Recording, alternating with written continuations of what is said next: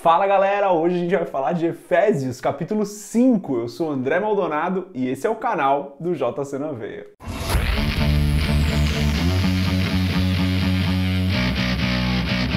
Se você está acompanhando aqui os nossos vídeos de Efésios, você sabe que Efésios 5 faz parte da segunda parte da carta de Paulo aos Efésios. Uma parte da carta onde ele dá instruções mais diretas, fala de maneira um pouco mais incisiva até às vezes com a igreja. Esse capítulo aqui tem umas passagens bem famosas, principalmente o finalzinho ali, onde Paulo fala sobre o relacionamento entre esposo e esposa, mas na verdade está falando de Cristo e a igreja. Uma passagem bem famosa, instruções bem diretas pra gente, tem vários pontos legais pra gente ver aqui nesse capítulo, mas antes da gente continuar nesse vídeo, se você não é inscrito ou se você não é inscrita no canal, se inscreve, deixa seu curtir e compartilha esse vídeo com quem também quer estudar essa carta de Paulo aos Efésios. Os dois primeiros versículos desse capítulo dizem o seguinte: Sede, pois, imitadores de Deus, como filhos amados, e andai em amor, como também Cristo vos amou e se entregou a si mesmo por nós, em oferta e sacrifício a Deus, em cheiro suave. Paulo conecta o que ele estava falando no capítulo anterior, né? Tem sempre essa conexão, já falei várias vezes aqui nos estudos, normalmente tem essa conexão entre um capítulo e outro quando a gente está falando das cartas do Novo Testamento.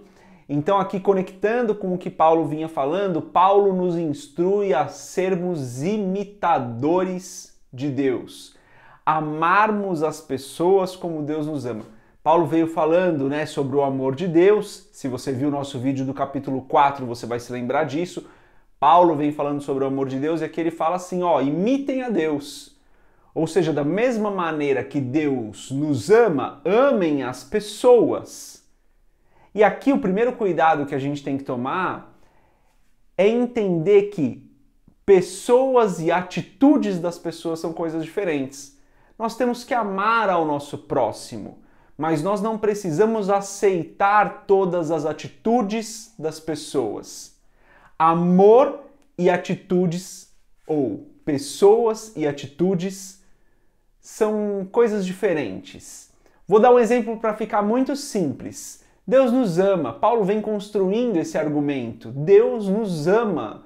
Não existe nada que nós façamos para que Deus nos ame mais e não tem nada que nós fizemos para fazer com que Deus nos ame menos. Deus simplesmente nos ama porque Ele é amor e esse amor de Deus é perfeito, independe das nossas atitudes.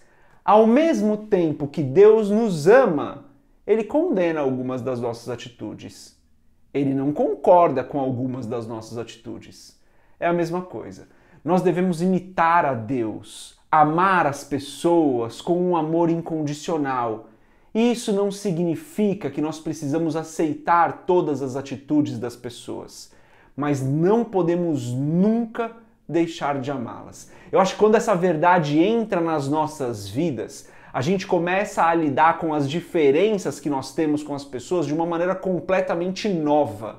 O padrão de Deus para o amor nos relacionamentos entre irmãos começa a se tornar mais real nas nossas vidas. Então a sugestão que eu tenho para você aqui é: medita nesse texto dos dois primeiros versículos com um pouco mais de profundidade. Como que nós imitamos a Deus? Fazemos da mesma maneira que Deus, amando as pessoas, mas sem necessariamente aceitar todas as atitudes delas. Nos versículos 6 e 7, depois de ter listado uma série de pecados, de comportamentos pecaminosos, Paulo diz o seguinte: ninguém vos engane com palavras vãs, porque por essas coisas vem a ira de Deus sobre os filhos da desobediência. Portanto, não sejais seus companheiros. O que Paulo está falando aqui é que a ira de Deus vem sobre aquelas pessoas que deliberadamente praticam coisas que vão contra a vontade de Deus. Paulo listou ali alguns pecados. Creio eu que ele não estivesse tentando fazer uma lista muito completa com tudo que nós não podemos fazer, com todos os comportamentos sobre os quais vem a ira de Deus. Não, eu acredito que ele citou ali alguns exemplos para que nós pudéssemos nos conectar com o conceito, com o princípio por trás dos exemplos. Comportamentos pecaminosos não são do agrado de Deus. Isso é muito claro ao longo da palavra e Paulo é muito enfático ao falar que a ira de Deus vem sobre essas pessoas. Mas para não deixar nenhuma dúvida do que ele está falando, no versículo 11 ele escreve o seguinte: e não comuniqueis com as obras infrutuosas das trevas, mas antes condenai-as. Paulo fala, não sejam seus companheiros, condenem as obras das trevas, não se comuniquem com elas, não façam isso porque sobre isso vem a ira de Deus. Paulo está sendo muito claro, muito enfático nesse texto. E aqui é importante a gente lembrar, né, pessoal? A gente aplica o texto bíblico sempre nas nossas vidas. Então analise esse texto e faz uma reflexão sobre a sua vida. Não vamos cair no erro de ler o texto e aplicar isso para a vida de uma outra pessoa, pensando assim, ó, aquele lá, aquela pessoa, pratica essa obra e Deus vai mandar a ira dele sobre ela. Não é bem assim, na minha opinião, que nós deveríamos interpretar a palavra, né? Devemos ler a palavra e aplicar aquilo que nós estamos lendo para as nossas vidas. É importante que nós sejamos trabalhados primeiro e Deus trata com o Espírito Santo, com cada pessoa da maneira que ele bem entender. Não nos cabe esse julgamento, essa função deixa para o Senhor, para ele entender como ele deve tratar com cada pessoa, trabalhar na vida de cada pessoa, porque nós temos que nos lembrar que nós também estamos num processo de aperfeiçoamento do nosso caráter ou de construção do nosso caráter para que ele seja cada vez mais parecido com Cristo. Nós também viemos de uma vida de pecados, nós também ainda carregamos algumas coisas que não agradam a Deus, nós também ainda temos algumas atitudes que não estão conforme o que Deus nos pede. Então aplica o texto sempre para você primeiro, é a minha dica aqui de interpretação bíblica, né? Olha para o texto e aplica primeiro na sua vida. Daí, como ele falou sobre condenar as obras das trevas no versículo 11, no versículo 13 ele diz o seguinte: mas todas essas coisas se manifestam sendo condenadas pela luz, porque a luz tudo manifesta. Quando nós nos aproximamos de Cristo, Cristo começa a trabalhar nas nossas vidas, mostrando para nós o nosso pecado. É como quando nós nos aproximamos da luz, esse exemplo várias pessoas já ouviram, né? É como quando você está num lugar muito escuro e você vai se aproximando da luz, você consegue começar a enxergar melhor você mesmo e ver onde está sujo, onde precisa de uma mudança. Com Cristo é a mesma coisa. Conforme nós nos aproximamos de Cristo, Cristo vai nos mostrando o que está em desacordo com Ele na nossa vida. Então cabe a nós irmos trabalhando nessas áreas da vida para que nós possamos nos conformar à imagem de Cristo, ao caráter de Cristo. O ponto importante aqui é que quando Paulo diz que a luz condena estas obras, não fala exatamente com essas palavras, né? Estou interpretando aqui o que ele falou, não significa que nós, sendo luz do mundo, estamos aqui para condenar as pessoas. Não acredito que é isso. Nós somos luz porque mostramos o caminho até Cristo. Essa é a luz de Cristo que brilha através de nós e mostra o caminho até Cristo. Naturalmente, nesse processo, as obras infrutuosas das trevas vão se manifestar. A questão é que nós não estamos aqui para condenar as pessoas. Nós estamos aqui para amá-las, conectando com o começo desse capítulo, nós estamos aqui para amá-las. Não significa aceitar todas as atitudes delas, até porque Cristo vai condenar algumas dessas atitudes. Vai pedir que elas transformem essas atitudes em atitudes que estão conforme o caráter dele. E a luz de Cristo que brilha através de nós deve mostrar o caminho para as pessoas até Cristo.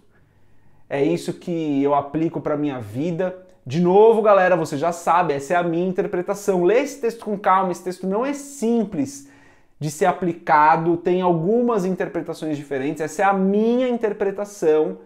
Então, ora, pede direção do Espírito Santo e vê se é isso mesmo que ele revela no seu coração com esse texto. Lá no blog eu escrevi algo mais ou menos assim sobre esse texto, né? Que quando a gente é luz só para apontar o erro, só para mostrar que as outras pessoas estão erradas, sem mostrar o caminho até Cristo, a gente se coloca como superior. É mais ou menos o que os fariseus faziam, né?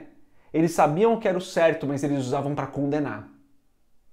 Então, é complicado isso, né? Eu entendo que a gente tem que ser luz para mostrar o caminho até Cristo.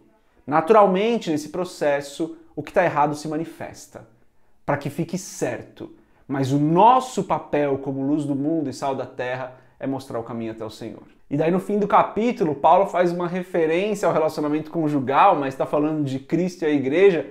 Certamente o texto mais famoso aqui de Efésios 5, vou ler os versos 32 e 33 só, está escrito o seguinte: grande é esse mistério, digo-o, porém, a respeito de Cristo e da igreja. Assim também vós, cada um, em particular, ame a sua própria mulher como a si mesmo, e a mulher reverencie o marido. Daí, diferentes traduções usam palavras diferentes, né? Mas o que Paulo está falando é que a igreja precisa se submeter a Cristo, porque Cristo é o Senhor da igreja. Porque Cristo é o noivo, e nós, como noiva, nos submetemos a Cristo, fazemos a sua vontade, e tudo o que praticamos, falamos e pensamos precisa ser para a glória dele. E daí Paulo fala do casamento. Paulo fala do casamento nos dois textos, né? Que um ele também aplica a Cristo e a igreja, mas Paulo fala do casamento nos dois textos e num grandíssimo resumo, o que ele quer dizer é: maridos, amem a esposa de vocês com tudo o que vocês têm, com a sua própria vida, porque foi assim que Cristo amou a igreja, dando a sua própria vida por ela. Essa é a incumbência, segundo esse texto, na minha interpretação, do marido para a esposa.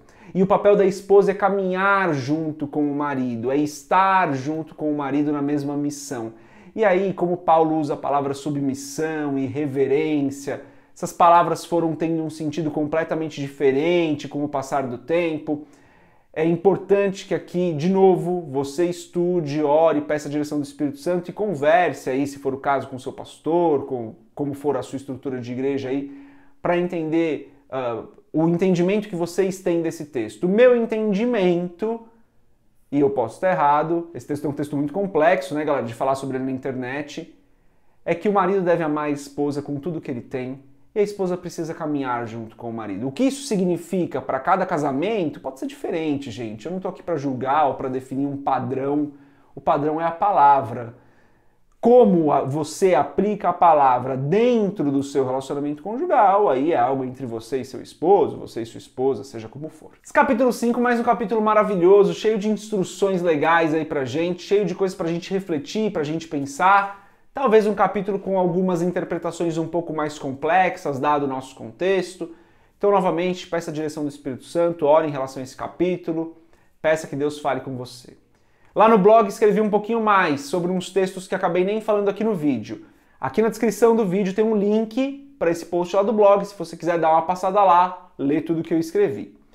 Tenho terminado esses vídeos com uma breve oração, então se você puder, se você quiser, feche seus olhos, curve sua cabeça e ore comigo. Pai, em nome de Jesus, eu te agradeço por mais um capítulo da Bíblia que nós podemos estudar juntos aqui, Senhor.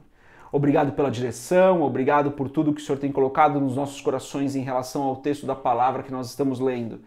Peço em nome de Jesus, Pai, em especial nesse capítulo, que o Teu Espírito Santo fale com cada pessoa que está estudando aqui conosco o capítulo 5 de Efésios. Que o Teu Espírito direcione o entendimento de cada uma delas para aquilo que o Senhor realmente precisa nos ensinar no momento que estamos vivendo. Que cada vez que nós estudarmos esse capítulo, mais e mais revelação se coloque para o nosso coração, Pai, é o que eu peço em nome de Jesus. Continua nos guardando, nos protegendo, nos abençoando com a Tua palavra, Pai, e que nós possamos continuar compartilhando a Tua palavra, crescendo em entendimento, conhecimento, sabedoria, mas principalmente em intimidade com o Senhor e com o Teu Espírito Santo. Em nome de Jesus eu oro e te agradeço. E se você concorda com essa oração, você diz amém. Galera, eu acredito que agora estão aparecendo entre os dois vídeos aqui para você assistir. Deus abençoe a sua vida. Paz. Quero terminar esse vídeo como tenho terminado os outros com uma breve oração. Então, se você puder, se você quiser, feche a sua cabeça. Feche a sua cabeça, não. Toda vez, velho.